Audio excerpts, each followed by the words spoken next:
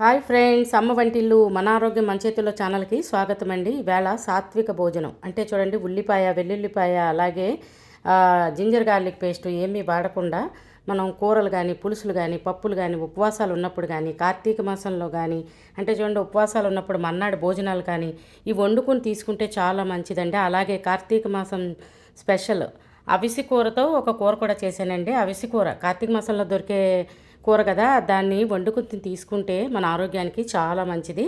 దానికి ఏంటంటే అవిసి కూర, అరటికాయ దాని ఫ్రై అండి, అలాగే బెండకాయ పుల్లకూర, అలాగే పప్పు అండి. పెసరపప్పు మన ఒంటికి చలవ చేస్తుందండి. ఎప్పుడు కూడా మనం ఉపవాసాలు ఉంటే మన్నాడు ఈ పప్పు చేసుకుని తీసుకుంటే కనుక మన ఆరోగ్యానికి చాలా మంచిదండి.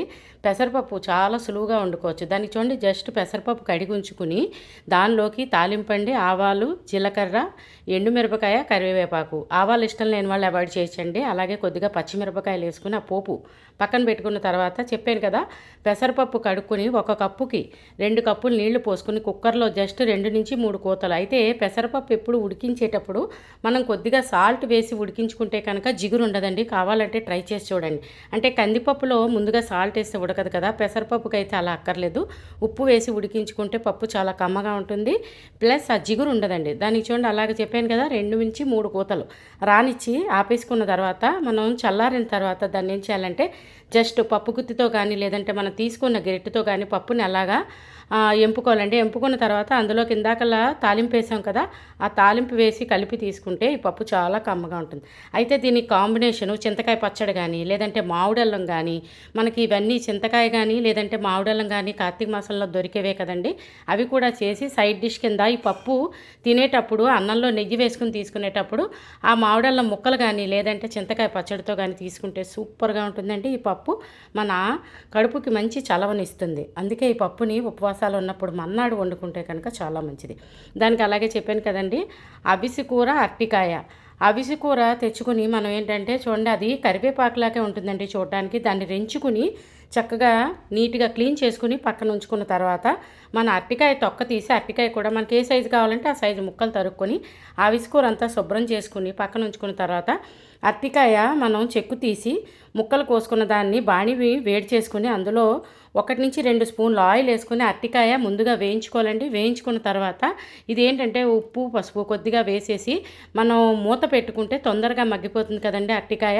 అయితే మధ్య మధ్యలో చూసుకుంటూ మనం తీసుకున్న క్వాంటిటీ బట్టి సాల్ట్ యాడ్ చేసుకుంటే బాగుంటుంది. అయితే ఈ అవిసి కొన్ని ఫస్ట్గా యాడ్ చేయకండి, ఎందుకంటే ఆకుకూర కదా తొందరగా వేగిపోతుంది కదండి. అందుకని అరటికాయ మగ్గిన తర్వాత మనం అవిసికూర యాడ్ చేసుకుంటే అవిసికూర అంతా కూడా కలర్ చేంజ్ అయ్యే వరకు చక్కగా ఫ్రై చేసుకోవాలండి. వెరీ సింపుల్ అండి, బట్ వెరీ మనకి హెల్దీ అండి, మన ఆరోగ్యానికి చాలా మంచిది. అయితే ఇది మధ్య మధ్యలో చూసుకుంటూ కలుపుకున్న తర్వాత జస్ట్ ఉప్పు వేసాం కదా, చూసుకుని సరిపోతే ఓకే అండి, లేకపోతే కొద్దిగా వేసుకుని ఎర్రకారం మనం ఫ్రైలో వాడుకుంటాం కదా, అది చక్కగా దగ్గర పడిన తర్వాత మనకు తెలిసిపోతుంది కదండి. ఇది కూర ఎప్పుడు కూడా వేగేటప్పుడు కలర్ మారిపోతుంది కదా, అది మారిన తర్వాత మనం కొంచెంగా ఎర్రకారం వేసుకొని మనం తీసుకున్న క్వాంటిటీ బట్టి ఉప్పు కారాలు యాడ్ చేసుకుంటే సూపర్గా ఉంటుంది ఈ ఫ్రై.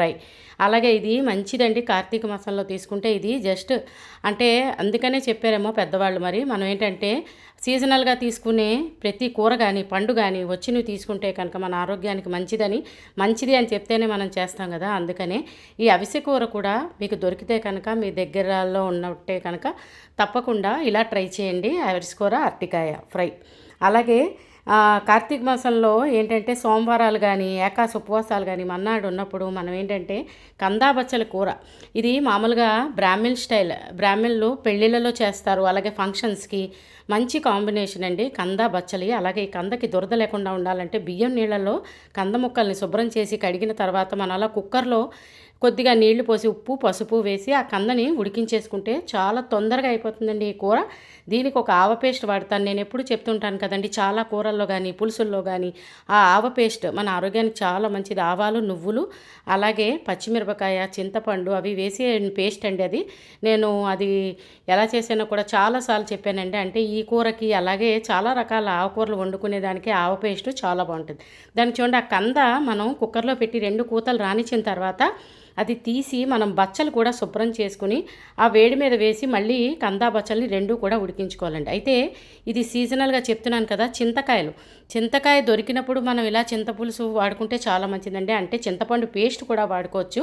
మనకి ఈ టైంలో అంటే కార్తీక మాసంలో దొరుకుతుంది కాబట్టి చింతకాయలు తెచ్చుకుని అయితే పులుసులో కానీ లేదంటే చింతకాయ పులిహోర కానీ, ఫర్దర్ వీడియోలో నేను పులిహోర కూడా ట్రై చేసినప్పుడు తప్పకుండా షేర్ చేస్తానండి. దీనికి చూడండి చెప్పాను కదా, ఆవ పేస్ట్ అలా చేసుకుని ఆ కందా బచ్చలు ఈ రెండు ఉడికిన తర్వాత ఈ పేస్ట్ కూడా ఆ కందా బచ్చల కూరలో కలుపుకోవాలండి. ఆ కలిపిన తర్వాత మనం దానికి తాలింపు వేసుకోవాలండి. సేమ్ లైక్ పులిహార పప్పు ఉంటుంది కదండి, కొద్దిగా ఆయిల్ పెట్టుకుని ఆవాలు, మినపప్పు, అలాగే శనగపప్పు, జీడి పలుకులు, శనగ పలుకులు, ఇవన్నీ ఎండుమిరపకాయ, కరివేపాకు మంచి కలర్ వచ్చే వరకు ఆ తాలింపును వేయించుకుని ఈ ఆవ పేస్ట్ అలాగే ఆ తాలింపు మొత్తం కందా బచ్చలి అంతా మగ్గిన తర్వాత మనం చూసుకోవాలండి. అంటే కొద్దిగా వాటర్ ఉంటే వాటర్ ఎగిరిపోయే వరకు మన కందా బచ్చల్ని ఉడికించుకొని ఆవ పేస్ట్ అలాగే ఆ తాలింపు వేసి కలిపి తీసుకుంటే సూపర్గా ఉంటుందండి. వేడి అన్నంతో కానీ మిల్లెట్స్తో కూడా ఈ కందా బచ్చల కూర సూపర్గా ఉంటుందండి. అంటే కందా బచ్చలి కూర మనం తాలింపేస్తాం కదండి, అది జస్ట్ మనం రైస్ తీసుకునే ముందు కలుపుకొని తీసుకుంటే కనుక నానిపోకుండా ఉంటుంది పోపు.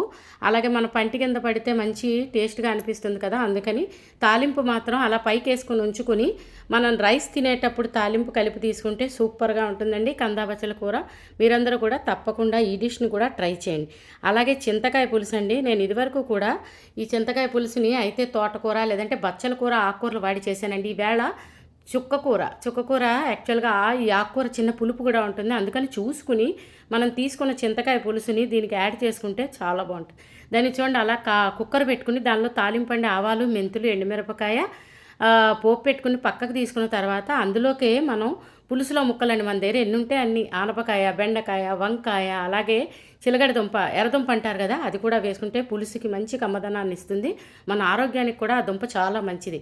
దానికి చూడండి అలాగా మనం ఇదేంటంటే ఆవ పేస్ట్ ఉంది కదండి, ఇందాక కూరకు పెట్టాం కదా, అదే సేమ్ ఆవ పేస్ట్ని వాడుకుంటే ఓకే. లేదంటే ఈ పులుసుకి కొంచెం చిక్కదనాన్ని ఇవ్వడానికి మనం బియ్యం పిండి కానీ లేదంటే ఆవలోనే కొద్దిగా నానపెట్టిన బియ్యం కానీ వేసి సేమ్ ఆవ మనం పేస్ట్లా చేసుకుని పులుసుకు పెట్టుకోవాలండి. దాన్ని తాలింపు వేసుకున్న తర్వాత అవన్నీ ముక్కలు కుక్కర్లో 2 కూతలు రానిచ్చిన తర్వాత ఆ చింతకాయ పేస్ట్ పులుసు కూడా యాడ్ చేసుకుని వేసుకుంటే చాలా బాగుంటుంది. ఆ తాలింపు వేసి ఆ పులుసు తీసుకుంటే. అలాగే కొబ్బరికాయ మామిడికాయ పచ్చడి అండి. కొబ్బరికాయ మామిడికాయ పచ్చడికి ఏంటంటే జస్ట్ ఏమీ మనం వండక్కర్లేదండి. కొబ్బరికాయ మామిడికాయ తీసుకుని అందులోకి కొద్దిగా చింతపండు, ఉప్పు తగినంత, అలాగే మనం ఈ తాలింపులో వేసుకున్న ఎండుమిరపకాయలు ఉన్నాయి కదండి, ఈ ఎండుమిరపకాయలు ఆ పచ్చడిలో వేసి ఆడుకోవాలి. దానికి ఆవాలు, మెంతులు, ఇంగువ, ఎండుమిరపకాయలు, కరివేపాకు ఇవన్నీ వేగిన తర్వాత అందులో వేయించిన ఎండుమిరపకాయలు కూడా వేసి పచ్చడి మంచి కోర్సులే ఆడుకుని తాలింపు పెట్టి తీసుకుంటే చాలా బాగుంటుందండి. ఇవన్నీ కూడా అయితే రైస్తో కానీ లేదంటే మనం వండుకున్న మిల్లెట్స్తో కానీ ట్రై చేస్తే సూపర్గా ఉంటాయండి. మీరు అన్ని డిషెస్ ట్రై చేసి మీకు ఎలా వచ్చినాయో కామెంట్ పెట్టండి. ఛానల్ సబ్స్క్రైబ్ చేసుకోకపోతే సబ్స్క్రైబ్ చేసుకోండి. ఒకవేళ చేసుకున్నట్టయితే కనుక ఫ్రెండ్స్తో రిలేటివ్స్తో తప్పకుండా షేర్ చేయండి.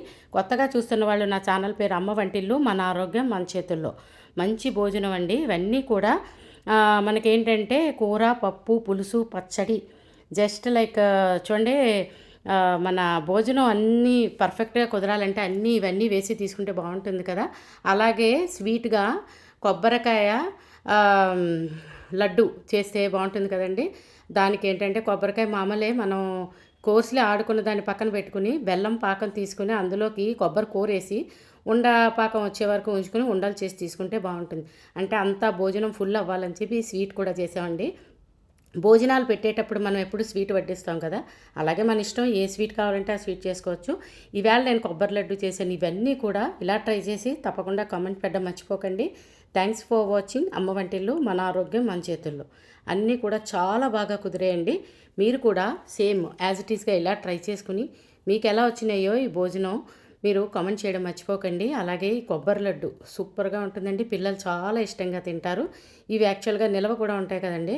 మీరు కూడా ట్రై చేయండి. Thank you. చూడండి పర్ఫెక్ట్ భోజనం అండి. అన్నీ కూడా వేసి తీసుకుంటే చాలా బాగుంటుంది.